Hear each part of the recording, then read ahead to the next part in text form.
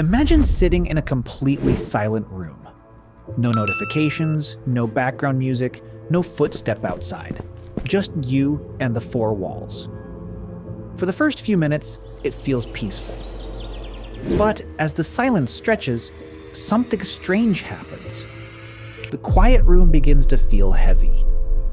A creeping sense of unease crawls up your spine. Your brain suddenly feels loud, frantic, and desperate for any kind of distraction.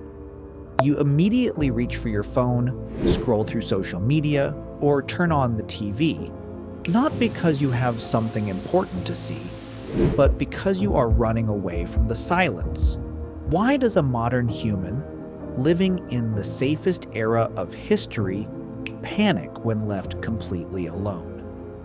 Today we step away from the constant noise of the digital world to look directly into the quietest corners of our minds, to uncover a dark, hidden truth.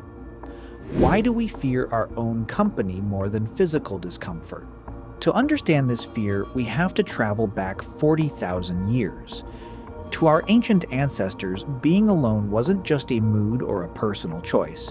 It was a literal death sentence. Out in the wild, a single human was easy prey for predators. If you were separated from your tribe, you died.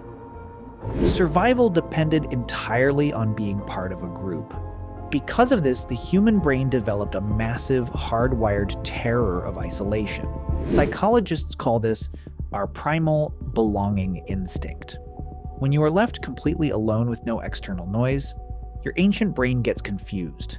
It doesn't realize you are safe in a modern apartment. Instead, it sounds a silent biological alarm that whispers, "You are isolated. You are exposed. You are going to die." The anxiety you feel in a quiet room is actually a prehistoric survival mechanism trying to force you back into the tribe. But there is a much deeper, more unsettling reason we avoid the quiet. When you are surrounded by people or buried in your phone, your brain is constantly processing external data. This is called cognitive distraction. It keeps your focus outward.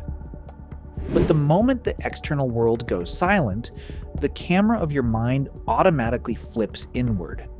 In that absolute stillness, the distractions melt away, and you are forced to face the one person you spend your entire life avoiding: yourself. Suddenly, all the buried thoughts, the unspoken regrets, the deep insecurities, and the questions you are too terrified to answer come rushing to the surface. The silence acts as a giant mirror, reflecting your true internal state. We don't actually fear the empty room. We fear the heavy thoughts waiting for us inside it. A famous psychological experiment proved just how deep this fear goes. Researchers placed participants in a completely empty room for just 15 minutes. There were no phones, no books, and no distractions. The only object in the entire room was a button that, if pressed, would deliver a painful electric shock to the participant. Before entering the room, everyone explicitly stated they would pay money to avoid being shocked. Yet, after just a few minutes of sitting alone with nothing but their own thoughts, a shocking 67% of men and 25% of women chose to voluntarily shock themselves. They literally chose physical pain over peaceful silence.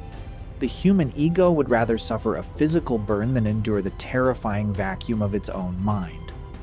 We create our own chaos just to escape our internal truth. This behavior mimics a strange psychological phenomenon known as existential friction.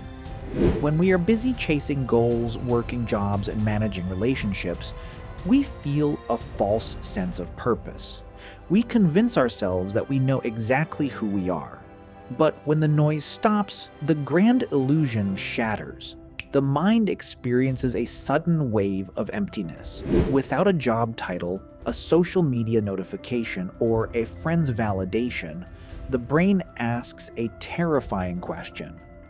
Who are you when no one is watching?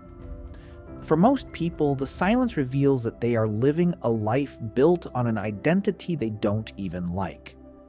The discomfort of being alone is the friction between the fake version of yourself you show to the world and the real neglected version of yourself starving in the dark. This deep-seated anxiety is amplified by the design of the modern world. We live in an era of hyperconnectivity, where an endless stream of dopamine is always an inch away from our fingertips. Tech companies have built a digital cage around our attention span. Every infinite scroll, every like, and every video essay is designed to keep our internal thoughts quiet.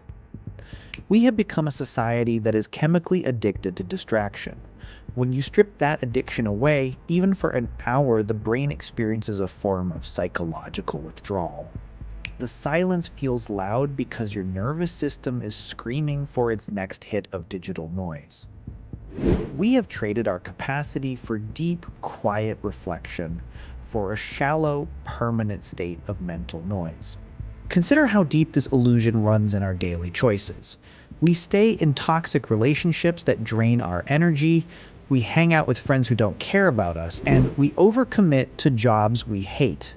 On the surface, it looks like we are just trying to be social or successful. But under the psychological microscope, it is a desperate act of survival. We would rather be surrounded by people who make us feel miserable than face the empty space of being single or still. The mind treats loneliness like a disease, failing to realize that loneliness is just the desperate cry of a self that has been abandoned by its own owner. We run into the arms of bad company because any voice, even an abusive one, feels safer than the terrifying silence of our own judgment. Perhaps the fear of being alone isn't a flaw at all. It is a monument to how deeply we have disconnected from our true nature.